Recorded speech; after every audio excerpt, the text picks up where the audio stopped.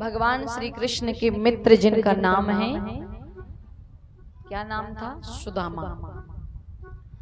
तो सुदामा जी कहाँ मिले थे? गुरुकुल में, अवंतिकापुरी गुरु शांतिपनि गुरु के आश्रम में गुरु विद्या अध्ययन की थी।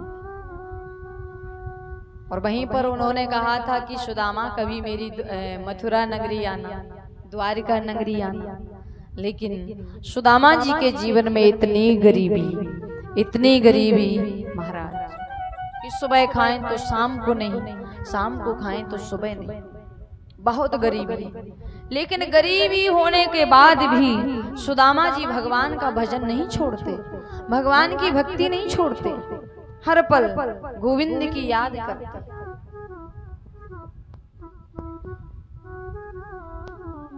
ये मेरी अर्जी है, ये मेरी अर्जी है,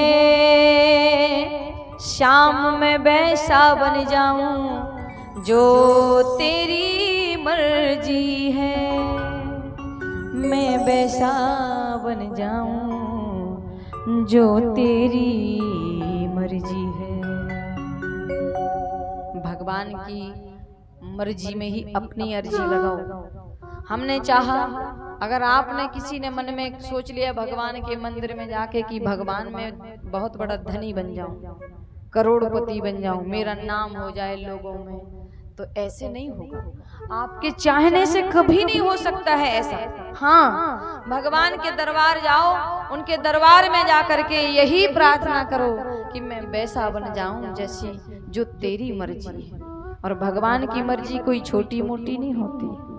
भगवान पहले तो भक्त को पास में बुलाते हैं, जब पास में आ जाते हैं तो उसकी परीक्षा लेते हैं, और ऐसी परीक्षा लेते हैं भगवान भक्त की कि ये छोड़ने पर मजबूर हो जाए, मुझे भूल जाए, मुझे छोड़ दे। लेकिन अगर कट्टर भक्त होगा तो वो भगवान को कभी नहीं छोड़ सकता।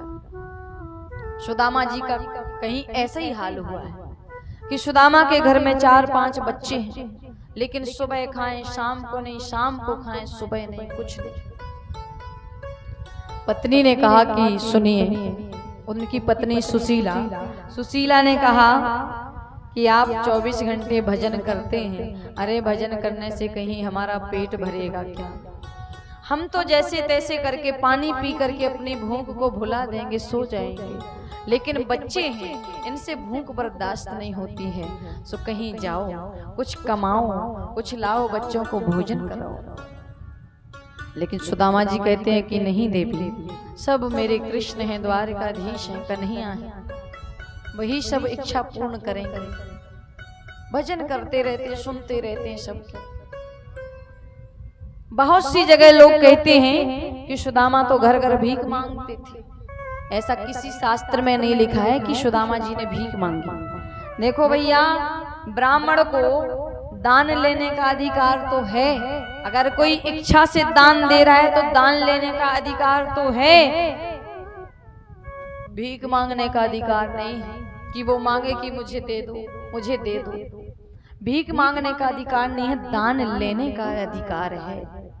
सो सुदामा ने कभी भीख नहीं मांगी। इतना जरूर हुआ है कि जो हम लोग फसल कटने के बाद खेत में जो अनाज के दाने पड़े रहते हैं, सुदामा जी उनको बीन कर लाते थे, धोकर सुखाए और बच्चों को भोग प्रसाद बना करके पकाए। औरन को धन चाहिए, बाबुरी ब्राह्मण को धन केवल भिक्षा है।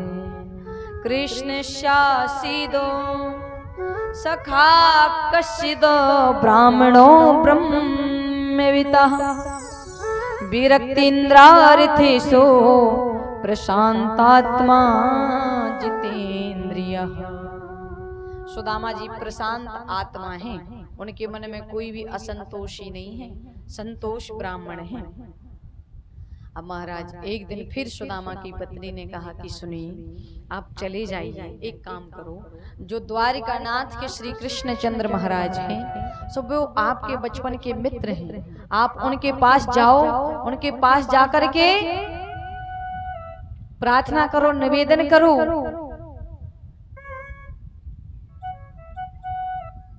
कि वो आपको आपकी गरीबी देख करके आपको समझ जाएंगे कि आपके जीवन में कितनी गरीबी है। एक बार जाओ तो सही। महाराज सुदामा ने कहा नहीं नहीं, मैं कभी भी मांगने की इच्छा से नहीं जाऊंगा, मैं कभी भी कुछ मांगने की इच्छा से नहीं जाऊंगा। सुदामा जी ने कहा कि मैं नहीं जाऊंगा, अगर मांगने की भावना से भेजोगी तो बिल्कुल नहीं जाऊंगा। तो महाराज पत्नी ने कहा लेकिन जाना तो पड़ेगा, सुनाओ। अरे कम से कम उनसे पूछो, जाओ वो देखें तो सही कि आपके जीवन में क्या चल रहा है क्या नहीं चल रहा है। दिन रात भजन करते रहते हो, अरे कहीं कुछ नौकरी करते दिन भर तो शाम को आपको कुछ व्यवस्था होती, मिल जाता, धन मिल जाता। आप दिन भर 24 घंटे भजन करते, कुछ मिलता है? कुछ नहीं मिलता। सुदामा ने कहा लेकिन देवी मैं जाऊं कैसे, क्योंकि मेरे घर में कुछ और तो है नहीं, संपत्ति तो है नहीं। और एक बात ध्यान दें कि गुरु के घर और मित्र के घर कभी भी खाली हाथ नहीं जाते हैं। और एक घर और है, कौन का घर? बेटी का घर। बेटी के घर जाएं तो कभी खाली हाथ मत जाएं, कुछ ना कुछ लेकर के जरूर जाएं। सुदामा ने कहा लेकिन हमारे पास ले जाने के लिए कुछ है ही नहीं। तो महाराज सुदामा की पत्नी ने कहा आप चिंता मत करो, हम व्यवस्था करते हैं। माताएं होती है ना कि आस पड़ोस में थोड़ी सी वो बनाए रहती हैं अपनी पहचान, अपना व्यवहार बनाए रहती हैं कि कुछ भी मांग लें तो वो दे देती है, ऐसा होता है ना। तो सुदामा जी की पत्नी गई, 5 घरों से 5 मुट्ठी चावल लेकर आई। अच्छा सुदामा की पत्नी चाहती तो एक ही घर से ले लेती, 5 मुट्ठी चावल 5 घरों से क्यों मांगे? इसलिए मांगे ताकि वो 5 जगह के चावल एक जगह रखोगे तो सब अलग अलग दिखाई देंगे। कोई टूटा चावल, कोई मोटा चावल, कोई धान का चावल, कोई पीला चावल, ऐसे अलग अलग दिखाई देंगे, ताकि द्वारकाधीश इन्हें देखकर समझ जाएं कि एक मुट्ठी चावल भी नहीं है सुदामा के घर में। सुदामा को वो पोटली बांधती और ऐसे कपड़े में बांधी जो कपड़ा कम से कम 20 जगह से सिला हुआ है, ताकि द्वारकाधीश देखते ही समझ जाएं कि बहुत गरीबी है। अब तो भैया वो चावलों की पोटली दे दी और कहा कि जाओ जाकर के भगवान श्री कृष्ण के पास। सुदामा ने कहा लेकिन देवी हमने द्वारका का मार्ग नहीं देखा, रास्ता नहीं देखा कि कहां से जाना है। अब कोई साधन तो है नहीं, पैदल ही जाना है सुदामापुरी से द्वारिका। चले जाओ, उसको याद करते जाओ, अपने कन्हैया को, उस कृष्ण को, वो अपने आप मार्ग दे देगा। सुदामा जी चले जा रहे हैं। सुदामा जी गए भगवान श्री कृष्ण से मिलने के लिए। भूख लगती है, प्यास लगती है, भूख लगती है और प्यास लगती है,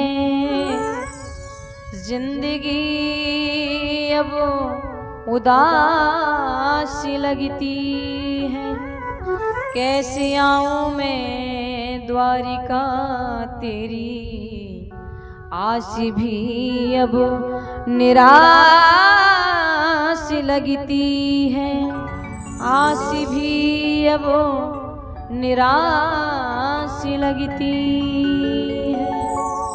हे कन्हैया, ना भूख ना प्यास, ऐसी जिंदगी उदास हो गई है और मुझे ऐसे लगता है कि मैं आ नहीं पाऊंगा। मैंने नहीं देखा है कि द्वारिका कहाँ है, कहाँ से आना होगा। महाराज चले जा रहे हैं। सुदामा जी धोती, ऐसी धोती पहने हैं जो कई जगह से फटी हुई, सिली हुई है, पाँव में चरण पादुका नहीं, सिर ढकने के लिए वस्त्र नहीं है। चले जा रहे हैं, हाथ में माला लिए, एक हाथ में डंडा लिए हैं और हरे कृष्णा करते हुए चले जा रहे हैं। चलते चलते 3 महीने हो गए। सो भैया 3 महीने हो गए, हवा आती, तूफान आता, बारिश होती है, ठंड पड़ती है, लेकिन सुदामा जी चले जाते हैं।